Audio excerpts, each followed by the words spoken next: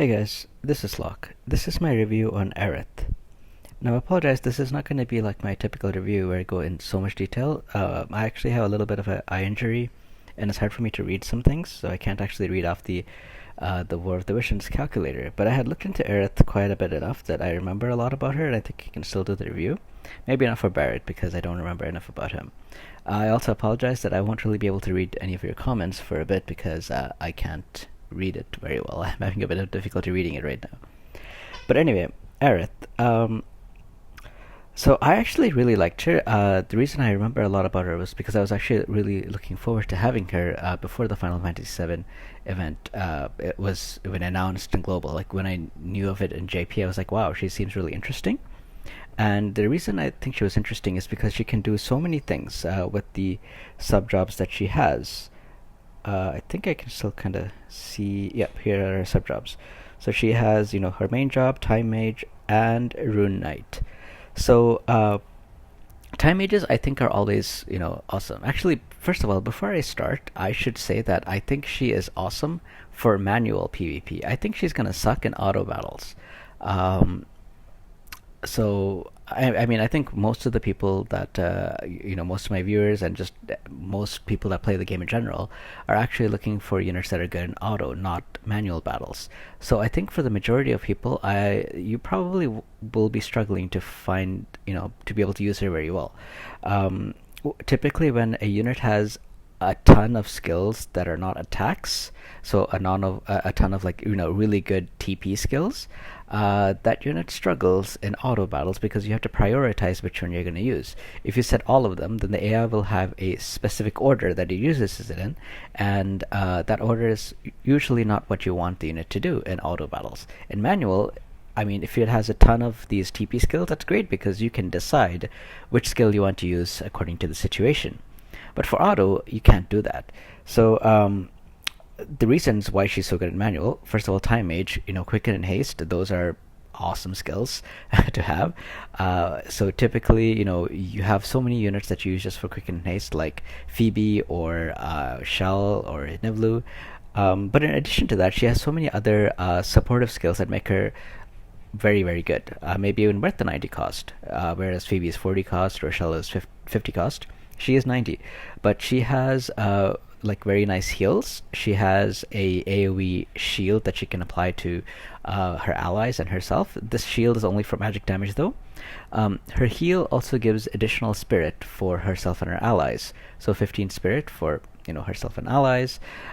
Finally, on her job 25 skill, she has a re-raise skill that she can cast on another unit. So Yuna became very popular because she's able to cast re-raise on other units, and Aerith can do the exact same thing. So but like each unit has different specializations. Yuna is very good at healing herself, healing allies, re-raise, Aeon Bond, those kind of things. Aerith is very good for like time mage stuff like quick and haste, and then she's also good for healing, and she makes basically our entire team survive magic damage a lot better. Her TMR is also kind of interesting because it gives single target resist to herself and her allies. So this would stack with like Yuna's TMR. It would stack with Marshari's TMR. All around a very good unit and good TMR. On her main job, she has one skill that is an attack skill. It is a range height 2 skill, which again I really like for class match and manual matches, and it has a 25% chance of casting Immobilize. So I think all around, I think she's a very good unit, and you can probably get even more like offensive use out of her if you put her in the Rune Knight subjob. Um, However, myself personally, I don't think I'm going to get her anymore. So when I started, pulling for her, I did. I had a lot more paid Vizier than the normal Vizier. So I tried my luck on a banner similar to this.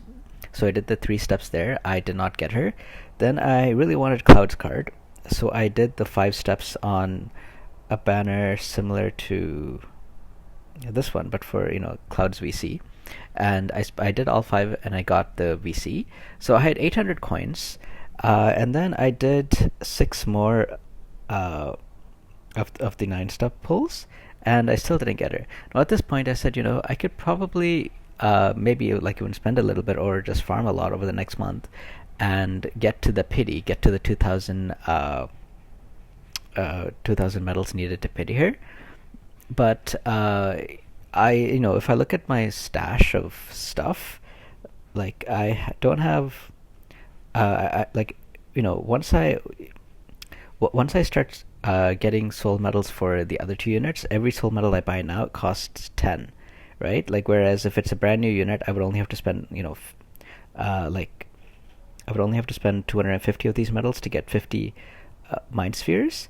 But now to get 50 of these, I have to spend like 500, right? So the cost of that is getting high for the soul medals. Like, I don't have a lot. I can't. It's not easy to get 400 soul medals anymore.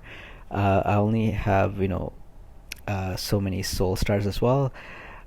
So if I have to pity her, I would probably need to get a way to get a ton of Visor to be able to get her to 120. And I would really if I'm going to use her for class match, I would really like her to be at 120 instead of 115 because I want to get access to that re-raise skill.